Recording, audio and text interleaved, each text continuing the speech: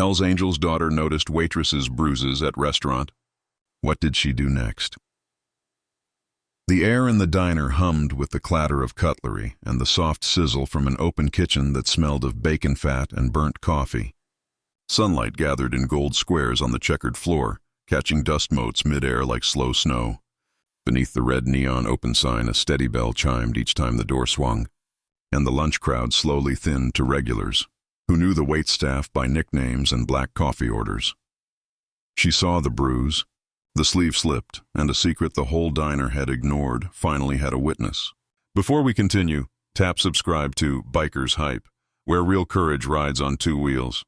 Like and share to spread brotherhood and hope. In the back booth, beneath a vintage Budweiser mirror, the Iron Vipers MC occupied a corner with practiced calm. They weren't loud. They didn't have to be. Presence could speak without noise. At the head, John Hale, broad-shouldered, gray in the beard, eyes that missed nothing. To his right, his daughter Sarah, late 20s, black denim jacket over a white tee, the kind of posture that said she'd learned how to walk into rooms and take their temperature. Before she took a seat, Sarah had grown up among these men and learned their code the way other kids learned the alphabet: protect the vulnerable, pay your debts, ride with honor, leave no one behind. It wasn't written anywhere. It didn't need to be.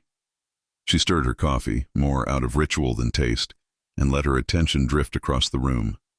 At the counter, Emma, name stitched in blue thread, was topping off a trucker's mug. Tired eyes. A smile that never fully landed.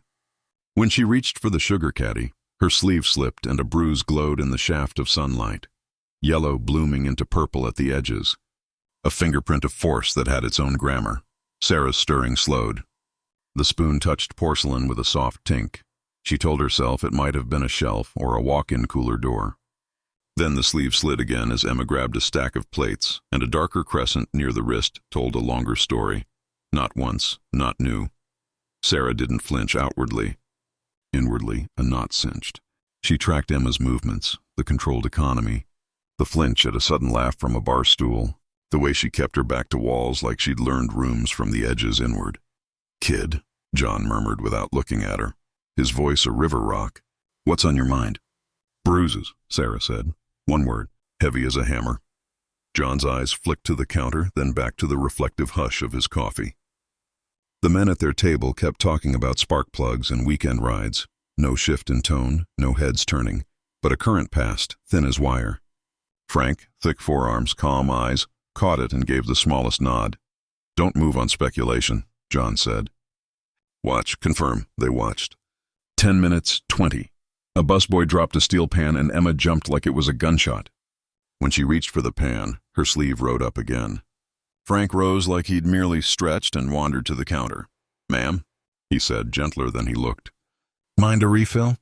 "Of course," Emma said, voice soft as tissue paper. Closer now, Frank saw what Sarah had, a constellation of old and new. He didn't stare, didn't wince.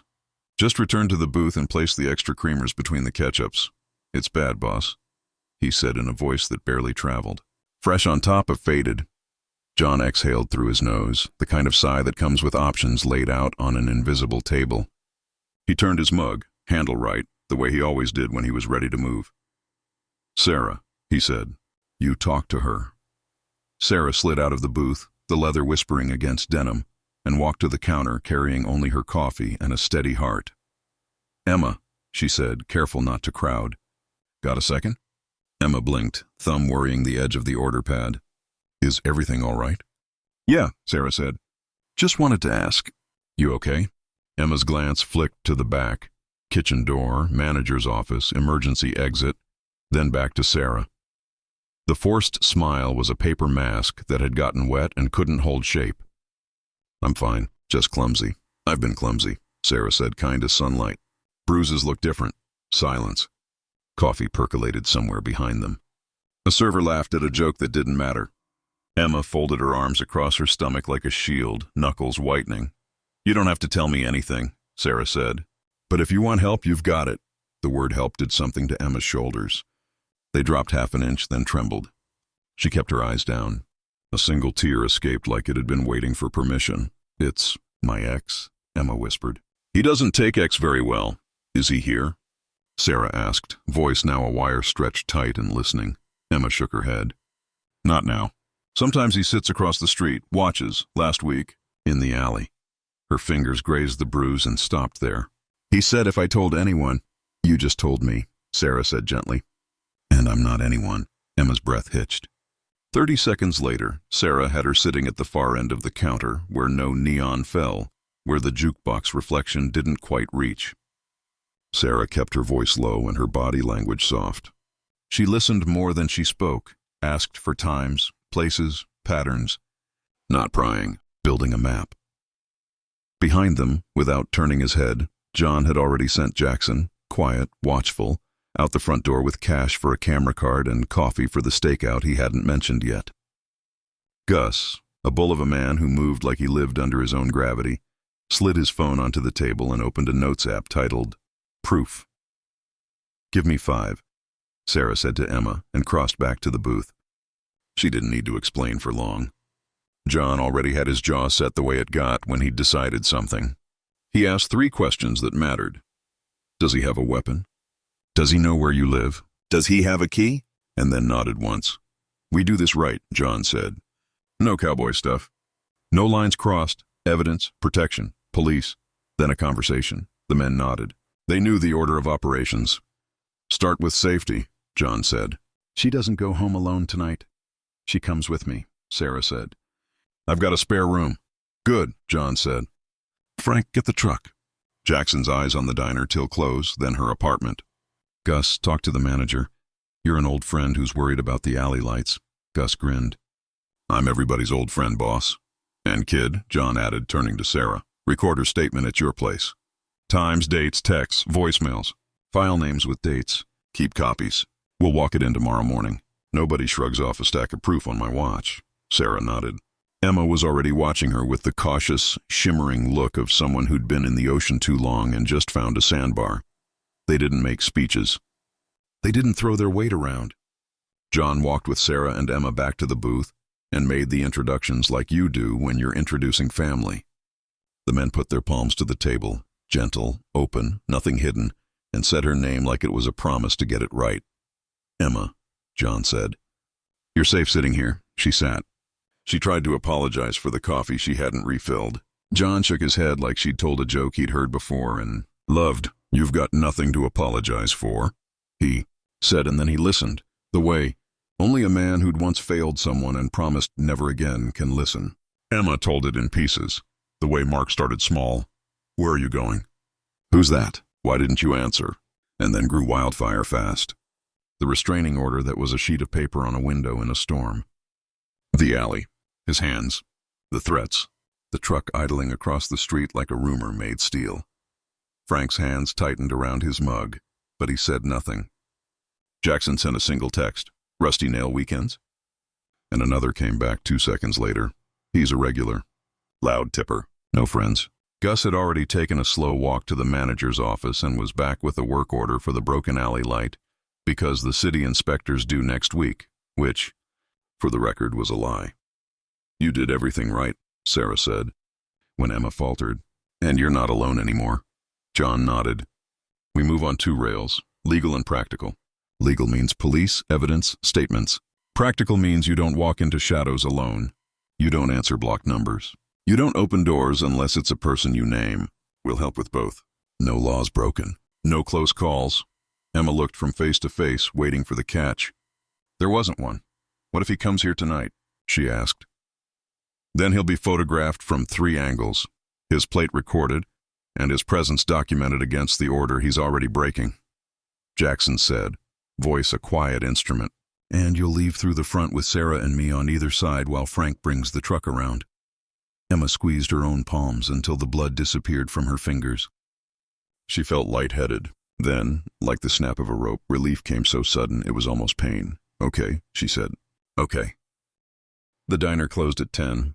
At 9:40, the truck was parked where the cameras could see it. At 9:50, Jackson stepped outside and took a long, ordinary-looking picture of the sky that happened to include a black Ford F-150 3 storefronts down. At 9:57, a man across the street lifted his phone, pretended to check a notification, and then pointed the camera at Emma through the plate glass. He smiled with only his top teeth. Sarah saw him see her see him. "Time to go," she said. They didn't dramatize it. Sarah finished counting tips with Emma at the register. Jackson picked up the check and made it a little louder than normal to gather witnesses. Frank pushed the door and held it with a palm big as a stop sign, body turned sideways, a screen without seeming like one. They went out 3 abreast, Jackson first, Sarah and Emma in the middle, Frank last. The man across the street straightened in his truck like he suddenly remembered he could be taller. He didn't get out. The look on Jackson's face said it would be unwise to do so. The phone camera angled up again. Jackson took a photo of the photo being taken, then one of the license plate. The truck's engine downshifted like a throat clearing. It rolled forward and then away, not fast, not slow, just the speed of a man who wanted to be seen leaving. "Got you," Jackson said almost kindly. Twice. They drove to Sarah's apartment on the east side, a second-story walk-up that felt like warmth, plants turning their faces to the window, a soft gray couch, a bookshelf with more underlines than spines. Emma stepped inside and stayed by the door for a full minute, not trusting the space yet, listening for the footsteps that weren't there. "What if he—" she started. "He won't," Sarah said. "He doesn't know this address, and he won't follow. Jackson looped us 3 blocks ago. Sarah added, like they were talking about the weather. Emma nodded. Her throat hurt. They sat at the table under a pendant lamp the color of butter and did the hardest, bravest, least cinematic work there is, documentation. Sarah opened a new folder on her laptop, Emma Case Statement. She named the file 2025-11-022 Statement Emma Davies V1, Wave, and then slid the laptop to the side so it wouldn't feel like a police interview. She placed her phone, older model, cracked corner, between them and hit record. "This is Emma," Sarah said, voice a warm floor. "Tell me your story." "Take your time," Emma began at the beginning. The words came in gulps. Sometimes she stopped and counted breaths. Sometimes she stared at the steam from the tea as if the shape of it could teach her how to keep going. Sarah didn't rush her. When dates got foggy, Sarah asked about holidays, weather, the calendar of a work schedule to triangulate time. They attached screenshots of texts, voicemail files labeled Mark 2025, 10:28, 10:37 p.m. .m4a. They saved every file twice, laptop, an encrypted drive, and then once more to a secure cloud Sarah paid for, because John insisted she keep a clean trail every time she helped anyone.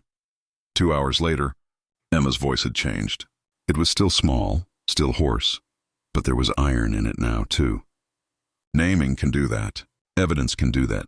Saying, "He did this on this date at this time, and here is the proof," can drag shame into the light and make it what it always was, not yours to carry. When they finally stopped, Emma let out a laugh that sounded like a sob and covered her face. "You did that," Sarah said softly. "All of it." "I thought I couldn't," Emma said. "You did anyway," Sarah said. "That's what brave is." They set up the spare room. Extra pillow, phone charger, spare toothbrush in its wrapper. Sarah left the hallway light on because she knew how nights work when you've been waiting for footsteps. Emma slept 4 hours, woke up dizzy with panic, then remembered the door, the lock, the deadbolt, the chair under the knob, an old habit Sarah didn't argue with, and fell asleep again with a hand under the pillow, fingers curled around nothing but air. At 8:15, they walked into the police station that smelled like old coffee and newer paint. John was already there in a clean flannel over a white tee that hid his patches. Frank carried a thin, neat folder, not a stack, a show of respect more than a show of force. Jackson leaned against a bulletin board like he'd been part of the decor since last week. They asked for a detective by name because they did their homework. Detective Aaliyah Miller, 10 years, known for patient interviews, 2 commendations for domestic violence work, 1 public argument with a lieutenant who'd tried to close a case too early. "Detective Miller," John said when she appeared. "We appreciate your time. Walk me through it," she said, eyes already cataloging the folder tabs. They did. Evidence first, then narrative. Photos of the truck across from the diner, time-stamped. Video clip from the night before. The restraining order. The audio statement. Screenshots, saved in a single PDF, page numbers, index in the front. Emma's bruises, documented by Sarah with a soft touch and a steady hand that never made the camera feel like a weapon. Detective Miller listened without checking her phone. She asked smart, precise questions. She asked Emma if she felt safe saying more with the men in the room. Emma said yes without hesitation and reached for Sarah's hand, who squeezed twice in their new language. When it was done, Miller closed the folder and took a breath that read as relief. "Thank you," she said to Emma. "This is the kind of case that holds." "We'll move on it. Today?" Emma asked, small again. "Today," Miller said. "If he's where you say he works, he'll be in cuffs before lunch." John nodded once like a contract had been signed. "Appreciate you," he said. Miller didn't smile, but something around her eyes did. "Appreciate good evidence," she said, and left with the folder like it was something precious. Outside, the day was bright enough to hurt. Emma stood on the steps and put her face in the sun. She didn't cry. She wasn't empty. She was quiet in that new way people get when space opens up inside them for the first time in months. "What if—" she started. "If he calls," Sarah said, "we don't answer. If he shows up, we don't engage. We add one more page to the file. After they arrest him?" Emma asked. "Then," John said, "we let the system do its job. And if he forgets how court orders work once he's out, we remind him in ways the system approves of. Door cameras, witnesses, restraining order upgrades. A visit with a lawyer who loves paperwork more than oxygen," Frank grinned. "We know a guy who scares people with commas." Emma laughed for real. It sounded like a window opening. At 11:23, while Sarah and Emma were eating eggs at her kitchen table, Detective Miller called. "Emma," she said, "we picked him up at the shop. He told me the order was a misunderstanding and you owed him a conversation. Then I showed him the video of him parked outside the diner. He said he likes the food." "And the photo of him filming through the glass?" Sarah asked, on speaker with permission. "He said he was documenting her treatment of him," Miller replied. "Then he asked for a lawyer. We'll book him for violating the order and harassment. We'll seize his phone pending a warrant. We'll need you here this afternoon for a formal statement and photos." "We'll be there," Sarah said. Miller paused. "And Ms. Hale?" "Yes, Detective?" "Thanks for bringing it in neat. Makes it easier to do the right thing fast." Sarah looked at Emma, who was shaking and smiling at the same time. "Some things deserve urgency," Sarah said. They gave the statement. They posed the photographs that would stand between truth and denial in a courtroom where Emma's voice might shake and Mark's voice might yawn. They walked out past a man in cuffs who didn't look at them but tried to fill the hallway with his sighs. Jackson fell in step between him and the women without a word. Mark looked at Jackson the way men look at brick walls that grew up overnight. "Afternoon," Jackson said, with a kindness that wasn't for him. Outside, Emma sat on a bench and let her hands tremble where they could be seen. She didn't hide the tremble. She let it spend itself. "What if the judge—" she began. "We keep building," Sarah said, layer on layer. "Evidence stands when nerves wobble." "And if his family—" Emma asked. "Then his family gets the same speech anyone would," John said. "Respect the order. Respect her distance. Respect that what happens next is up to him, because this isn't about punishment. It's about peace." Emma nodded. She didn't know peace could be a goal bigger than anger. She didn't know until the word landed and made a room inside her. 2 days later, after bond was argued and denied because the judge had photographs and timestamps and voicemail transcripts that made him frown like a father, John stopped by Davy's Auto Repair with Frank and Gus. They didn't storm in. They didn't touch anything. They bought windshield wipers and paid cash and asked, like neighbors, if Mr. Davies had a minute. He did. He was smaller than his son, older and more tired. He had grease in the lines of his knuckles that no soap could fix. "Mr. Davies," John said, voice low. "Emma's safe. She's going to stay that way." The old man swallowed. "My son—" "Your son made choices," John said. "Now he gets consequences. We're not here to scare you. We're here so you can tell him this when he calls you from county. The new rules are clear and they're legal. No calls, no texts, no messages through friends. No sightings across the street. No accidental run-ins. He respects the order, or the order gets sharper teeth," Frank added, in the tone of a man who preferred gardens to fights. "We're very good at paperwork." Gus slid a card across the counter. It wasn't a threat. It was a phone number for a counselor who specialized in batterer intervention programs, and a name of a lawyer who could explain to Mark, in words of one syllable, how prison calendars feel. "Why are you doing this?" the old man asked, voice brittle. Because she deserves a life without flinching, John said. And because your son deserves a chance to become someone he can stand being. That chance starts with stopping. The old man nodded once, a movement so small it could have blown away. I'll tell him, he said. Thank you, John said, and meant it. Emma didn't go back to the diner. Not because she was afraid of the windows, but because she wanted a life where windows were for watching rain, not trucks. Sarah helped her update a resume that had more grit than bullet points. They circled listings that offered benefits and daylight and security cameras. At night, they made tea and named small victories, slept 5 hours, laughed at a bad movie, stood on the balcony without scanning the street. They made a list of things Emma had forgotten she liked. Clementines, crossword puzzles, the feeling of turning off her phone on purpose. The Iron Vipers didn't hover. They made themselves background music, a ride-by now and then. You good? Text on Tuesdays. A standing offer to change the locks or install a peephole or carry a couch upstairs. The point wasn't to replace fear with men. The point was to replace fear with options. The court dates came. Emma wore a blue dress that made her feel like Sky. She brought evidence and an advocate from a local shelter who knew how to sit quietly and still fill a bench with power. Mark tried to look bored. The judge didn't like bored. The order became longer, clearer, sharper. The sentence had numbers in it that sounded like time you could live with. When it was over, Emma didn't cheer.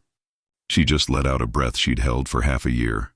You did that, Sarah said again, the refrain of a song they'd invented together. Emma nodded. We did. We, Sarah agreed, but her eyes said you.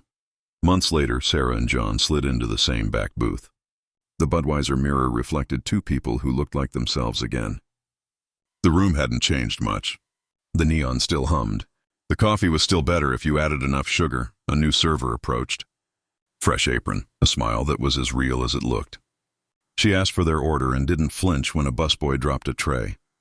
Sarah watched her sleeve as it slid up to the elbow to pour. Saw nothing but skin the color it was meant to be. She found herself smiling at nothing. Before they left, Sarah stepped outside into sunlight and called Emma. Hey, Emma answered, the background sound of a keyboard and a coworker asking where the stapler lived. Guess who finally parks in the middle of parking spaces because I'm no longer trying to be ready to flee. Love that for you, Sarah said. We're at the diner. How's the coffee? Still tastes like you should add a hope chaser. Emma laughed. I'll swing by after work sometime. Not because I have to, because I want pie. Pie is a great reason to do anything, Sarah said. See you soon. She hung up and stood a moment longer, letting the late light paint her jacket. John walked out behind her, squinted up at the sign like it had something to say, and then looked at his daughter the way fathers do when the thing they raised stands taller than them. You did good, kid, he said. We did right, she corrected, because she liked the shape of that better. They got on their bikes. The engines turned like reliable hearts. When they pulled away, the bell above the diner door chimed again for someone else, the world moving like it always does, unaware that in one small corner of it, a woman had learned to sleep through the night. If this story stirred something in you, subscribe to Biker's Hype. Like and share to remind someone that no one rides alone. Not on highways, not in courtrooms, not in the quiet rooms where healing begins.